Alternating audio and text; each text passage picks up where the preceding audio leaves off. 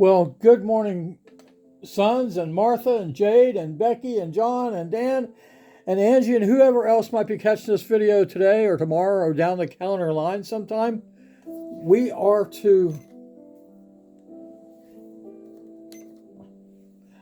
number 95 in our year-long video series of Paul's case for grace.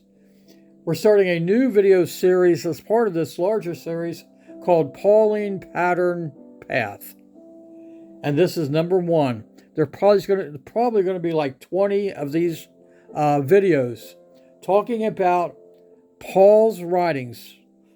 Paul's 13 books, 87 chapters, is where we measure today for our doctrine, for our grace, for our gospel, for the path that leads to heaven can only be found in the Apostle Paul's writing.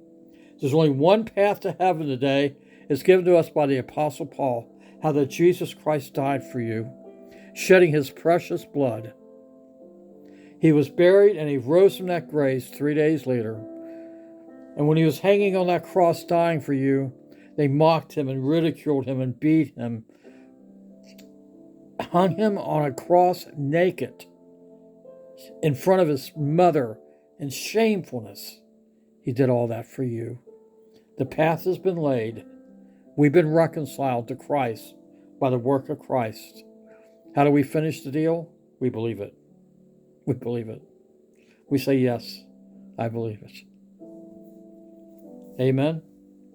So, this has been quite a morning. This is actually my third time doing this 15-minute video.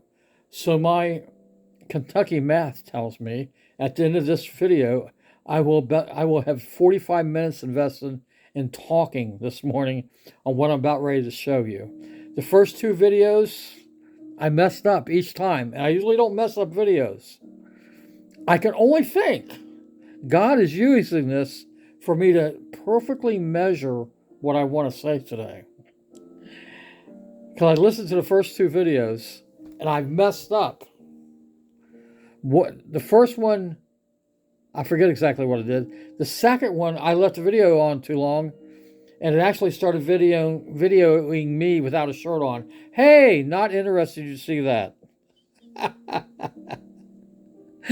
No. I don't even look in the mirror. Hey. Now, so Pauline Pattern Path.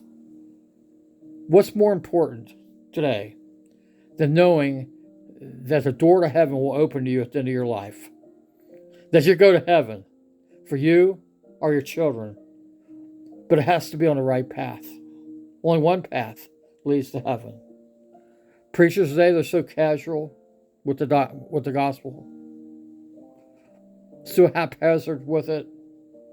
They don't study it out. They can't explain it. Because there's no path for us today in Matthew, Mark, Luke, and John. Not one emphasis in Matthew, Mark, Luke, and John is anything that we should put into faith for the path to heaven. Not one. It's all from the Apostle Paul writings. Death, burial, and resurrection of Jesus Christ. That's the gospel. Not baptism. Not speaking in tongues. Not turning from sin. Not holding on to the end. No, the path is already finished. There's nothing you can do to the path except believe it. Any adjustment you make to that path makes it the wrong path. That door will not open to heaven. It's a perfect path given by Paul, who's our pattern. Get all the P's? Got it? All right. What's more important? Well, what we have going on today in America is tragic. Absolutely tragic. Hearing the person that the Democrats nominated for vice president, to be your next vice president, nominated by the person that's already been nominated, Kamala, for president. She chose this person to be her vice president. Let me tell you about this person. See if this seems normal to you. Do you believe this? If you don't believe it, don't vote for him. You might be saying, well, I can't vote for Trump. Then don't vote. Don't vote. But how can you vote for a man that says little boys and little girls in elementary school, if they feel like they're a little boy and they feel like they're a little girl, they can be put on a path to having an operation to turn them from a boy to a girl?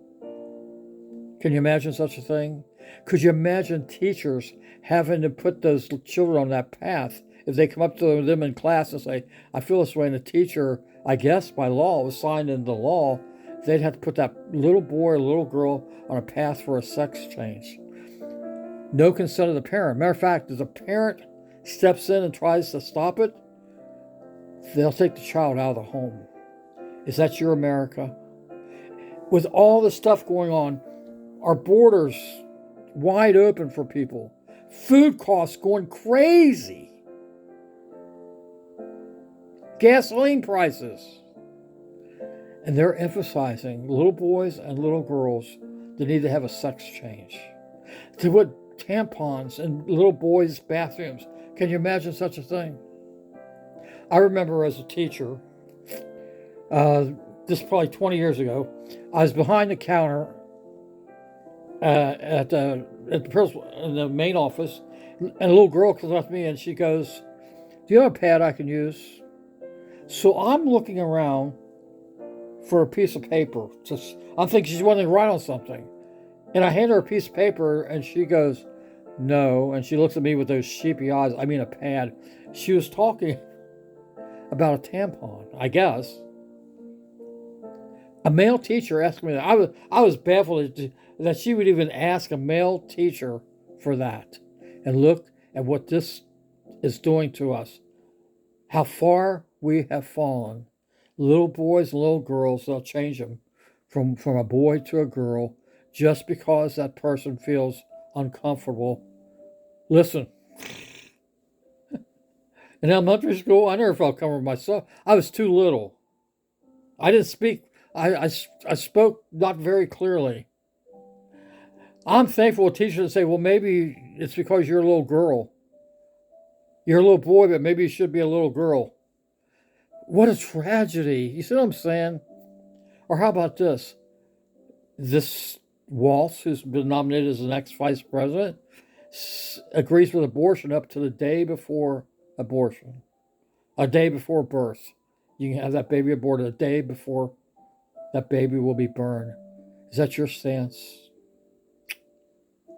How can that be your stance? That's murder.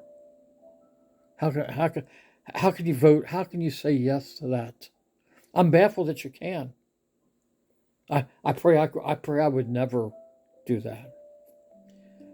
When his cities were burning, when Minneapolis was burning down with the riots from Black Lives Matters and Antifa, is that what's called, Antifa? He did not call in the troops for 3 days, the national troops.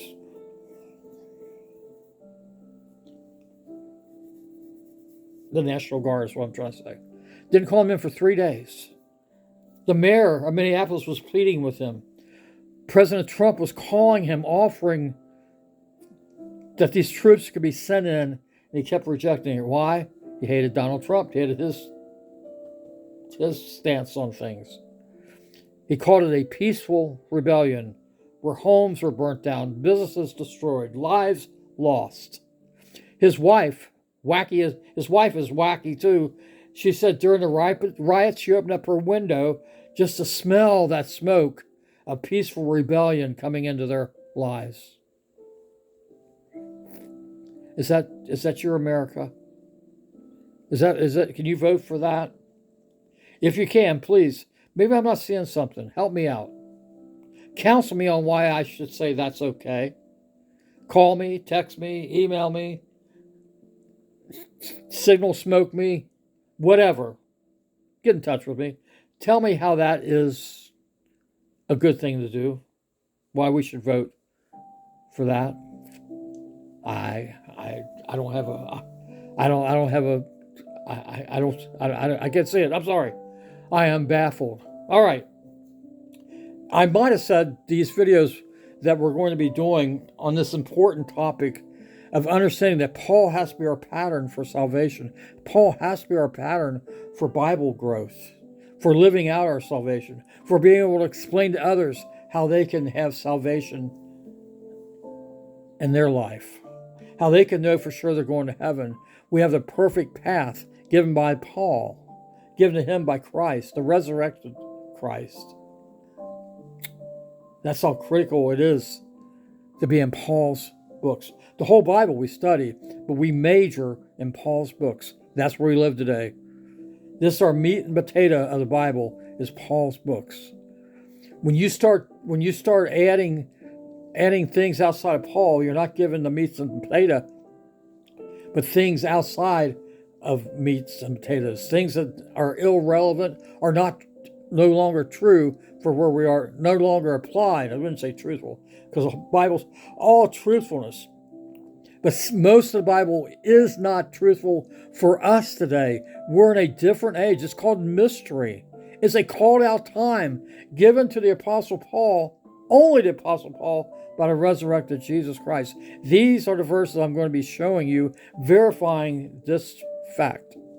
Has to be through the Apostle Paul and him alone. All right, let me go over these lists of verses. There's 46 verses. Pauline pattern path. 1 Corinthians 1:23, 2:7, 2:8, 2:10, 4:16, 4:17, 1:11, 14:37, 15, 3 and 4. 1 Timothy 1:11, 1:15, 1:16, 2:4. 2 Corinthians 9:6, 12:1, 12:7. 2 Peter 3:15, 3 and 16. 2 Timothy 2:7, 2:8, 2:15. Acts 9:15, 22, 14 and 15. 26, 16 through 18. Colossians 1:25, 26, 1:27, 28, 2:10. Ephesians 3:2, 3 and 4, 3:7 through 11. 6:19. Philippians 3:17, 4:9. Romans 1:16, 2:16, and 16:25. Now, let me take you back up to the cover page. This cover page is a very important page. It kind of sets a tone for what we were going to do for the year of 2024. My objective for the year 2024 is get you to understand, and not only understand it, but apply it to your life through faith. 1, that you know there's a path to heaven. 2, that you know it's the right path to heaven, death, burial, and resurrection of Jesus Christ. 3, that you believe that, you trusted that. Amen? And then 4, that you understand that to understand the Bible and to study the Bible, it has to be with Pauline as your pattern. Has to be that way. Just has to be that way. So, with the little time I have left, let me see this. Let me take you down here to Colossians. I hope I have this listed. I may not have it. I may not have Colossians listed yet. Oh, yes, I do. No, I don't. No, I don't. So, where's my Bible? Okay, I'm gonna have to go here. Nope, can't go there either. Shoot, can't find the Bible. So I have to make that point next time. So let me go back here. What time? I have about a minute left. You would think that since this is the third time I did this today, I'd be a little better at it, wouldn't you? Okay, there's 46 verses. Here's the first verse that we're going to start on Friday, matter of fact. Friday, we videoed number 2 of Paul as our pattern path. But we preach Christ crucified. The we is Paul, okay? Paul wrote 1 Corinthians. But we preach Christ crucified, unto the Jews a stumbling block, and unto the Greeks foolishness. All right? We preach Christ crucified. We preach the death of Jesus Christ is part of our salvation day. Christ had to die, he had to be buried, and he had to be risen from the grave, the resurrection. That's all part of salvation for us today. And because it is, Paul preached that as part of our salvation to know, hey, Christ died. Christ was crucified. He died on that cross. They buried him and he rose from that grave.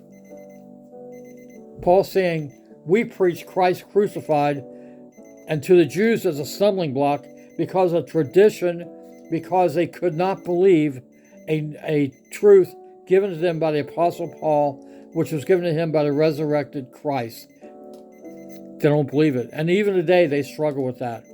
And unto the Greeks, foolishness. Most people today, when you talk about Jesus Christ, death, burial, and resurrection, it's foolishness to them. They have no interest in it. Okay? Only a few will. Hope you're one of the few that sees that we preach. That's what Paul says. We preach Christ crucified. That's our life. Our life lives out the fact that Christ was crucified. That changes our life. It gives our life meaning. When we understand that, when we believe that, and we live it out, it makes life meaningful. Hey, love you guys.